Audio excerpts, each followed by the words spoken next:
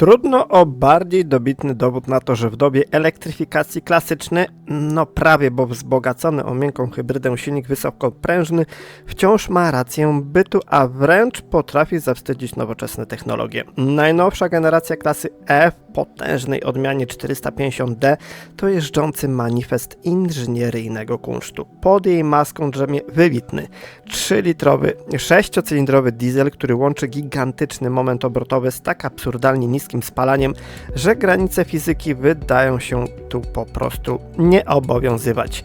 Przetestowałem tę autostradową lokomotywę w eleganckim, białym lakierze urozmaiconym drapieżnym pakietem AMG i ciemnym wnętrzem, by sprawdzić, czy to faktycznie najlepszy pożeracz kilometrów na rynku.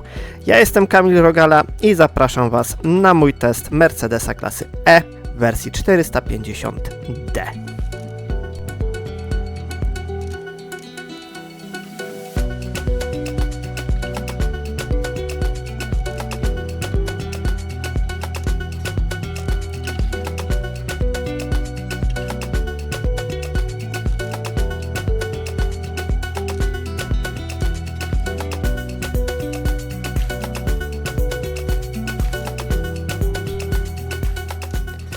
A taką rzeźką temperaturę miałem podczas testu, ale cóż, ciepło-zimno, robotę trzeba wykonać, więc zabierajmy się do pracy i już na samym początku małe sprostowanie, bo to już 4. raz, gdy klasa E jest u mnie w teście. Była wersja AMG 53, wersja hybrydowa plug-in z dieslem, wersja all-terrain, ale wtedy popełniłem błąd taktyczny i filmu nie nagrałem, więc nadrabiam zaległość i pokazuję Wam to auto w wersji limuzin od samej podstawy, czyli od bagażnika, a tutaj, no jak to w sedanie, miejsca jest sporo, choć te kształty są nieregularne, a tutaj na górze mamy nieosłonioną blachę. Trochę słabo mogli się postarać i coś tutaj zrobić. Ładnie podnoszona podłoga z uchwytem. Tutaj mamy dojście do akumulatora, troszeczkę miejsca na jakieś drobne przybory, akcesoria. No ale jak to w sedanie, nie jest to zbyt ustawne. No ale cóż, nie można mieć wszystkiego. Automatycznie składane z poziomu bagażnika oparcia foteli i no właśnie, nierówna podłoga. No ale chyba jeżeli ktoś kupuje sedana, to nie liczy na to, że będzie miał tutaj płaską podłogę i mnóstwo przestrzeni. Mamy automatycznie, a jakże rozkładany hak. No, nie ma na co narzekać. Jeżeli chodzi o suche fakty, to pojemność bagażnika wynosi 540 litrów. Całkiem nieźle moim zdaniem, ale powtarzam, kształty nie są zbyt regularne, więc ułożenie wszystkich bagaży może być pewną trudnością. Ale to tylko sedan, więc na to nie będziemy marudzić. Może trochę pomarudzimy na przestrzeń na kanapie z tyłu. No tak, to topowa wersja mercedesowskiego diesla w klasie E, ale o tym później. Tymczasem zaglądamy na kanapę z tyłu, ładnie wyprofilowana kanapę i bardzo wygodnie ukryte pod takimi klapkami złącza ISOFIX. No właśnie, zobaczcie, bardzo wysoki tunel środkowy, fotel ustawiony no praktycznie pode mnie, a przypominam, mam 173 cm wzrostu. Ok, on przy wysiadaniu troszeczkę się odchyla do tyłu, ale no nie jest źle, ale przestrzeni tutaj nie jest jakoś specjalnie dużo. Dodatkowe oczywiście strefy klimatyzacji, 2 strefy z osobnym sterowaniem dla każdej strony. Są również dodatkowe porty USB-C, tak trochę nisko. Oczywiście kieszenie w oparciach foteli, podłokietnik, bardzo wygodny, obszerny, z rozkładanym uchwytem na smartfona i rozkładanym dodatkowo uchwytami na kubki. Jeżeli są zbędne, to je chowamy. 2 okna dachowe, uchwyty, dodatkowe nawiewy. Jakość materiałów, to za chwilę. Tutaj mam dodatkowe oświetlenie i oczywiście jeszcze jeden haczyk. Miejsca nad głową, jak mówiłem, sporo, chociaż bardzo ciepło. 173 cm wzrostu przy moim wzroście, no to tak jest ok, ale tam 185, 186 może się chyba trochę nie mieścić. Jakość spasowania no jest nieźle, chociaż jakość materiałów, tutaj trochę plastiku, tam połyskującego plastiku i piano black. No co kto lubi. No tyle z kanapy z tyłu, przechodzimy na fotel kierowcy. No i te wysuwane klamki. Mercedes to zrobił zanim to było modne, teraz robią to Chińczycy. Czy to ładne? No może nie brzydkie, ale wygodne. No nie wiem. Przy takiej temperaturze nie ma problemu, ale przy minus 20, no nie wiem, mógłby być problem. Dobra, siadamy za kierownicą i sprawdzamy, co tu się dzieje, chociaż jeżeli ktoś jest zaznajomiony z nowymi Mercedesami, nie powinien mieć problemu z odnalezieniem się w tym wnętrzu. Dobra, od razu chłodzenie foteli. No tak, tu mamy tą wersję z hyperscreenem, czy superscreenem, jak zwał, tak zwał. Tutaj możemy sobie zamówić dodatkowy ekran dla pasażera. No nie wiem, czy to jest ładne, bo całą deskę rozdzielczą praktycznie pokrywa olbrzymia tafla szkła, która oczywiście się mocno kurzy, palcuje i tak dalej, i tak dalej. Jeżeli ktoś jest estetą, no to może mieć z tym spory problem. Alternatywą jest duży pionowy ekran i moim zdaniem to wygląda lepiej, bo wtedy możemy sobie wybrać jakąś inne wykończenie tej deski rozdzielczej przed pasażerem. Ustawienia, no jak to w Mercedesie wszystko jest ładnie porozkładane, ustawień jest naprawdę bardzo dużo z podświetleniem wnętrza, ze zmianą kolorów. Jeżeli ktoś lubi takie świecidełka, no to tutaj poczuje się naprawdę mocno dopieszczony, bo wybór jest ogromny. Dodatkowe funkcje jest oczywiście YouTube, którego możemy sobie włączyć na postoju, rzecz jasna, zalogować się na własne konto i oglądać sobie filmy, chociaż to nie jest auto elektryczne, żebyśmy mogli to robić na postoju podczas ładowania. Działa to no przyzwoicie, chociaż no, potrzeba chwili, żeby to się wszystko wczytało. No tak, jak sami widzicie, no nie jest to jakoś błyskawicznie rozwiązane, ale da się to wszystko opanować. Jeżeli ktoś ma trochę samozaparcia i wolnego czasu, no to proszę, możemy sobie przeglądać między innymi moje albo konkurencji filmy. Mapa działa bardzo ładnie, to wszystko jest płynne i przede wszystkim grafiki naprawdę świetnie wyglądają. Jakość jest bardzo zadowalająca. Oczywiście zmiana trybów jazdy. Tutaj mamy bardzo podstawowy panel do sterowania jakimiś podstawowymi funkcjami. Możemy sobie na przykład podczas manewrowania wywołać kamerę. Jest to dość wygodne. Tutaj mamy ładowarkę z chłodzeniem, chociaż jeżeli zamkniemy tą klapkę, to i tak telefon się tam po prostu smaży. Dodatkowe port USB, dość ciekawie rozwiązany uchwyt na kubki. Schowek między fotelami w miarę pojemny, na szczęście wyłożony miękką tkaniną, więc będzie trochę ciszej na zakrętach, tu połowicznie wyłożony miękką tkaniną. Tu mamy dodatkową kamerkę, której nie testowałem, bo to już jest trochę przesada, żeby w samochodzie nagrywać TikToki. No co kto lubi. Ekran przed kierowcą, dość spory zakres konfiguracji. Możemy sobie tutaj wybrać tryby wyświetlania, całą mapę, jakiś tryb sportowy. Na centralnej części możemy sobie wybrać, co ma nam się w danej chwili wyświetlać. Możemy tutaj też z tego poziomu ustawiać wyświetlaczem przeziernym na szybie. Kierownica, no tutaj różnie z tym bywa, no nie najlepiej się tym steruje i dodatkowe połacie Piano Black. Tutaj również jest panel z Piano Black, a spasowanie, no posłuchajcie sami.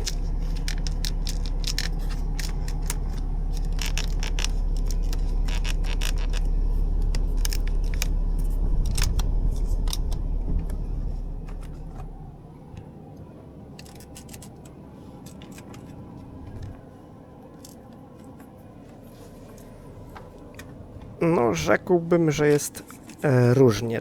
Mam wrażenie, że jakość nowych Mercedesów trochę się poprawiła, ale do ideału jeszcze chyba troszeczkę brakuje. No i to podwójne okno dachowe, oczywiście sterowane mizjanym przyciskiem, panelem, jak zwał, tak zwał. No ja tak średnio to lubię, wolałbym normalny fizyczny przełącznik. A co pod maską? No tutaj, o tam głęboko chyba gdzieś, o tutaj. Dobra. Pod maską, no to jest chyba kwintesencja Mercedesa w obecnej chwili.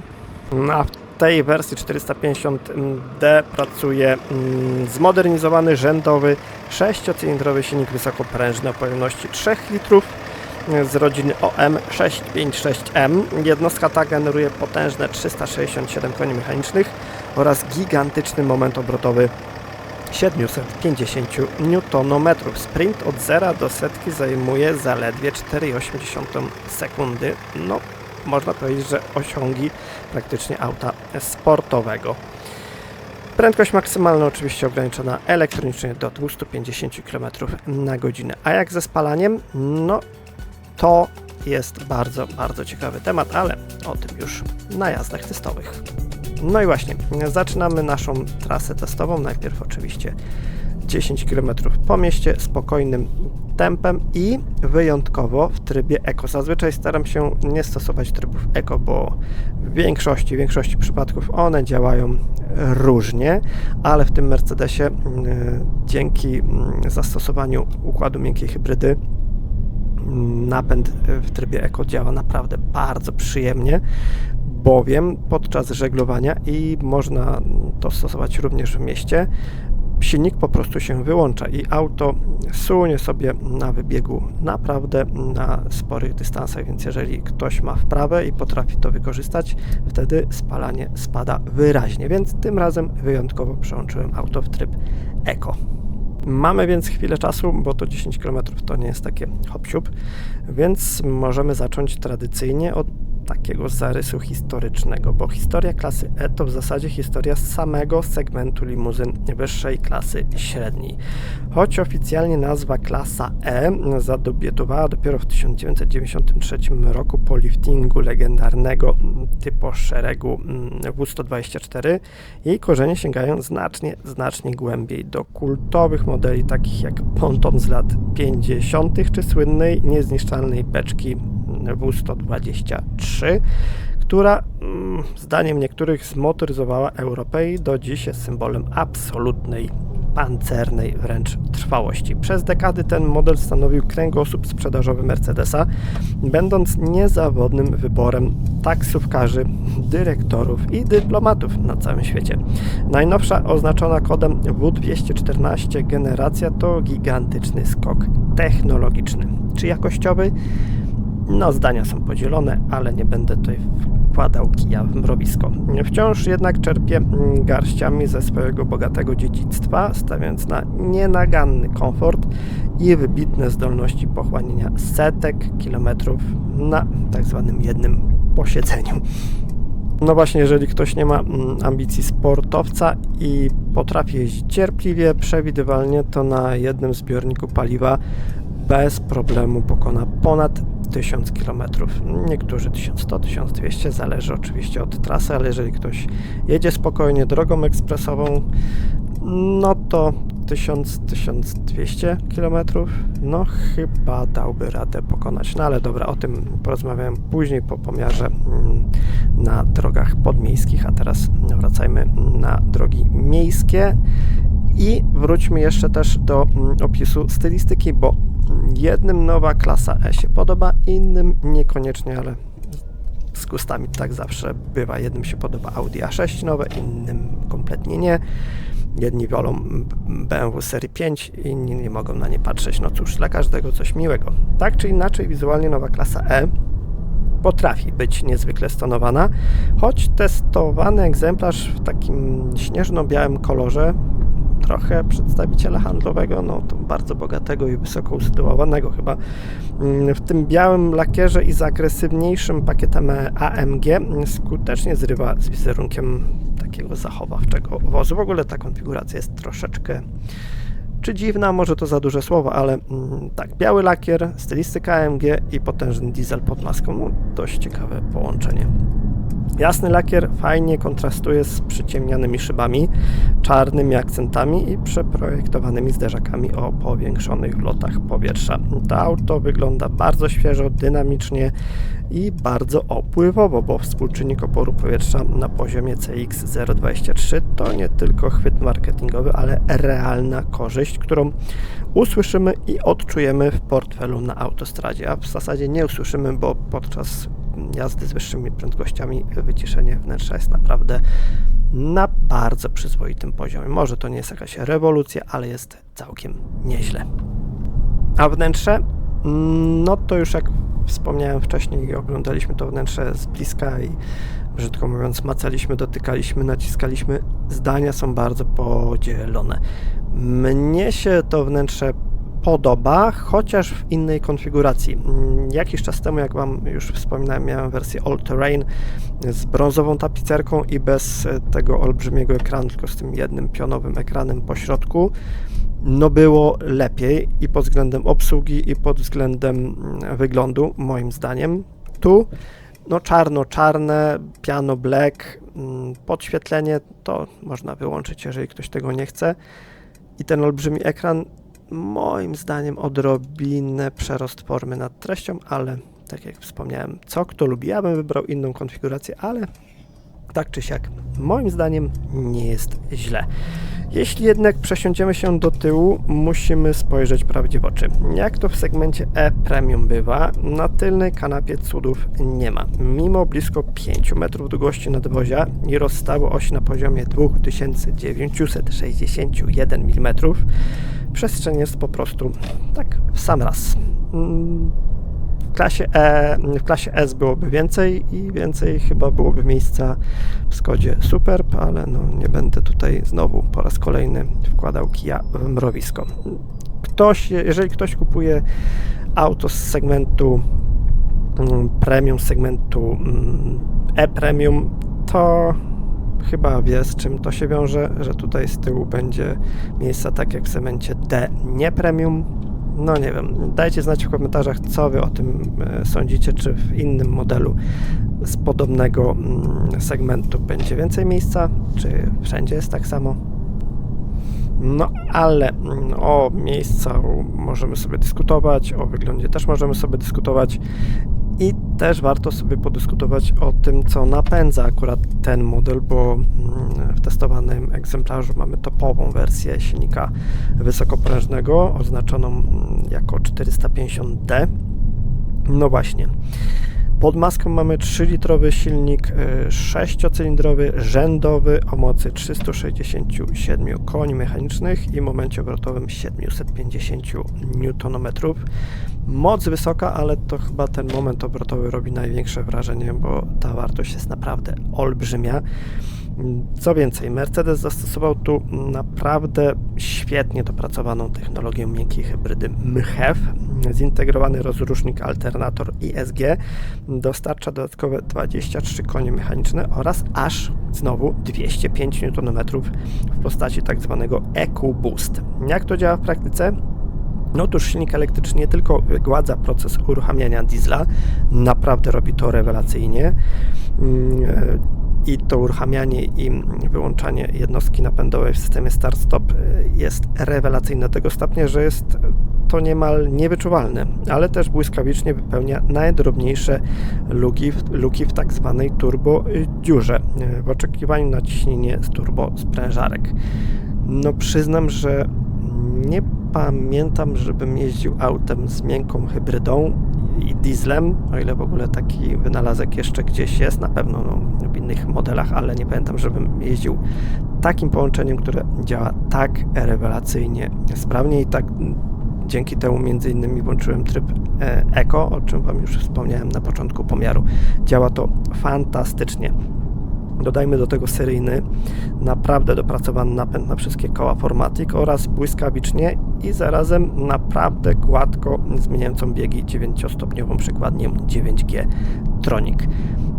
Nie pamiętam, aby podczas tygodniowego testu mnie jakoś ona zirytowała. Może kilka razy się zdarzyło gdzieś tam dłużej zawahać albo delikatnie szarpnąć. Wiem, że to jest głupie porównanie, ale teraz w teście mam od kilku godzin Alfa Romeo Junior w wersji hybrydowej. No i tam już w drodze powrotnej z Warszawy kilkukrotnie miałem ochotę wysiąść z tego auta, bo szarpało, rzucało, masakra. No ale o tym też zrobię film. Wracajmy do naszego bohatera. No właśnie, jeszcze chwilę o osiągach. Przyspieszenie od 0 do 100 km na godzinę zajmuje 4,8 sekundy. No i jeszcze dodatkowo elastyczność po wbiciu pedału w podłogę. Może nie w trybie Eco, ale w trybie Comfort albo Sport, no ciąg jest praktycznie od samego dołu i dodatkowo bardzo, bardzo przyjemny dźwięk tego silnika. Momentami trudno rozpoznać, że jedziemy z autem z silnikiem wysokoprężnym. No, podobne wrażenie miałem w przypadku Mazdy CX-80 albo CX-60 z silnikiem 3.3 Skyactiv D. No tam również dźwięk był bardzo, bardzo przyjemny. Ale przejdźmy do spalania. Po 10 km po mieście średnie spalanie wyniosło 7,8 litra na 100 km. Nie ma cudów, ale chyba nie jest źle jak na takie auto. No tak, wartości 7,8 litrów na 100 km w mieście przy samochodzie z takim silnikiem, no myślę, że to są wartości akceptowalne, ale dopiero teraz zaczną się fajniejsze rzeczy, bo ruszamy na trasę podmiejską, będziemy jechać z prędkością od 70 do 100 km na godzinę, po drodze kilka postojów na światłach, no taki umiarkowany ruch, sprawdzimy jakie będzie spalanie po 10 km. No i trochę uprzedzając fakty, bo potężna moc i naprawdę wybitna dynamika to jedno, ale to, co ta rzędowa szóstka robi z paliwem, wymyka się racjonalnemu pojmowaniu motoryzacji. Tak jak już zobaczyliśmy w miejskim gęstym ruchu, spalanie utrzymuje się w okolicach 7-8 litrów. Nie pamiętam, aby nawet podczas dynamicznej jazdy wskoczyła dziesiątka z przodu.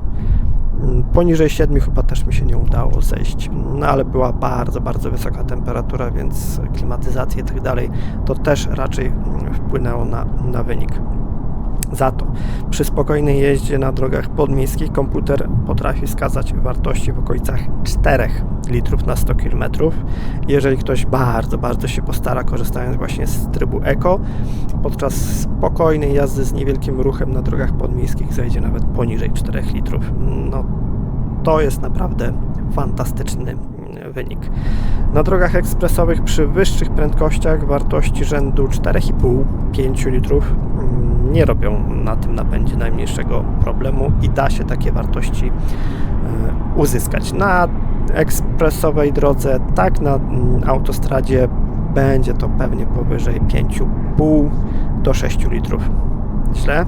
No moim zdaniem ciężko znaleźć auto tej klasy, które będzie się charakteryzowało takimi wynikami spalania przy wyższych prędkościach. A jeśli ktoś postanowi potraktować jazdę o kropelce jako wyzwanie sportowe, no to tak jak już mówiłem, wystarczy aktywować tryb Eco i bardzo mądrze i z wyczuciem korzystać z funkcji żeglowania, podczas której komputer całkowicie odłącza silnik spalinowy i wyłącza ten silnik. Nie tylko odłącza go od napędu, ale całkowicie go wyłącza i wtedy auto sunie rozpędem. Można tak jechać naprawdę przez długi dystans, bo dodajmy do tego opony o niskich oporach toczenia i mamy naprawdę fantastycznie zestrojone auto do dalekich podróży. Więc jeżeli ktoś był fanem jazdy na raz Volkswagenem Passatem na 1000 km, więc jak wygrał w Totka, no to może sobie takie auto sprawdzić. No właśnie, a jeżeli chodzi o wygranie w Totka, ile to w ogóle kosztuje? W chwili obecnej, aby stać się posiadaczem Mercedesa klasy E450D z wersji sedan z napędem 4MATIC, trzeba wydać minimum 377 900 zł, ale jak to zwykle bywa w segmencie premium, to dopiero początek zabawy, bo wystarczy zaznaczyć kilka pakietów, ładniejszy lakier, ładniej wykonane wnętrze, co jeszcze, ładniejsze felgi i wtedy kwota końcowa może przekroczyć 450 000 złotych. No ale w zamian mamy auto, które podczas jazdy podmiejskiej przy prędkości od 70 do 100 km na godzinę spala średnio 4,5 litra paliwa na 100 km. A pewnie dałoby się jeszcze niżej. No jak ze spalaniem na drodze ekspresowej przy 120 km na godzinę, po 10 km sprawdzimy jaki jest wynik, postaram się utrzymać taką prędkość, no i przypominam, że temperatura powyżej 30 stopni Celsjusza raczej w tym nie pomaga, no ale zobaczymy jaki będzie wynik po 10 km drogą ekspresową. A konkurencja? No chyba tutaj nie będzie dla nikogo zaskoczeniem, że wymienię m.in. BMW serii 5 w wersji 540D, oczywiście X-Drive. To chyba najbliższy rywal z wybitnym 3-litrowym rzędowym dieslem o mocy 303 koni mechanicznych, który stawia na odrobinę bardziej zwarte, sportowe prowadzenie i charakter ukierunkowany na kierowcę. Oferuje niemal identyczną dynamikę na autostradzie, będąc tradycyjną alternatywą dla miłośników bardziej zaangażowanych jazdy i trochę bardziej kontrowersyjnego wyglądu. Co jeszcze? No oczywiście Audi A6 z silnikiem 3.0 TDI V6, oczywiście też Quattro. Najnowsza generacja spalinowego A6 oferuje 299-konną jednostkę V6 TDI oraz potężnie zdigitalizowane wnętrze z 3 ekranami czerpiące garściami z modeli e-tron. Ustępuje Mercedesowi pod względem bezwzględnej mocy i rekordowo niskiego spalania w trasie, ale nadrabia to genialną trakcją Quattro oraz seryjną osią skrętną. W Mercedesie za to trzeba dopłacać. Zresztą Audi A6 w wersji Avant, ale nie z dieslem, jakiś czas testowałem. Jak jesteście ciekawi, to na pewno znajdziecie ten film u mnie na kanale. Czy coś jeszcze z konkurencji? Jeżeli ktoś bardzo upiera się na silnik diesla, no to chyba niczego innego nie znajdzie, ale jeżeli komuś zależy przede wszystkim na przestrzeni i tym segmencie, no to może jeszcze rozważyć nowego Lexusa ES. Dopiero on wchodzi do oferty wersją elektryczną, niestety, ale będzie też hybrydowa. Wersją elektryczną już przez chwilę jeździłem, a na wersję hybrydową poczekamy chyba sobie do września. No i co jeszcze? Volvo S90, ale tutaj wybór również stał się niewielki, no bo nie wybierzemy już diesla, a z czymś mocniejszym no to wiąże się jedynie napęd hybrydowy typu PHEV. No to też nie każdemu pasuje, no bo w zasadzie silnik diesla do napędu hybrydowego PHEV ma się, no nie wiem jak co do czego, ale raczej to nie jest bezpośrednia konkurencja. Pod względem osiągów na pewno PHEV będzie szybszy, ale pod względem zasięgu i wygody jazdy, takiej bezproblemowości, no raczej PHEV nie jest takim napędem. No ale tak jak mówiłem, dla każdego coś się znajdzie. No właśnie, czy Mercedes klasy E w tej wersji jest godny polecenia? No chyba z mojego testu wyraźnie dało się wyczuć, że może nie to, że jestem tym autem zachwycony, ale naprawdę bardzo, bardzo mi się podoba. Zresztą spójrzcie na spalanie po 10 km drogą ekspresową.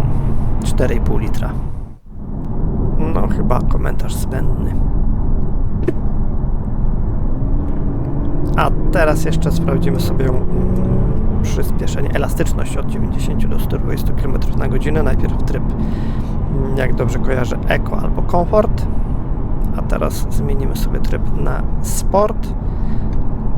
Za nami nic nie jedzie, więc nikomu nie blokuje drogi. Zrównamy się mniej więcej z tirem i sprawdzimy, jak wychodzi elastyczność.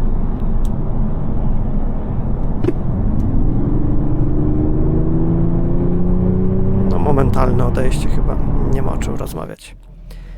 I jeszcze przyspieszenie od 0 do 100 km na godzinę.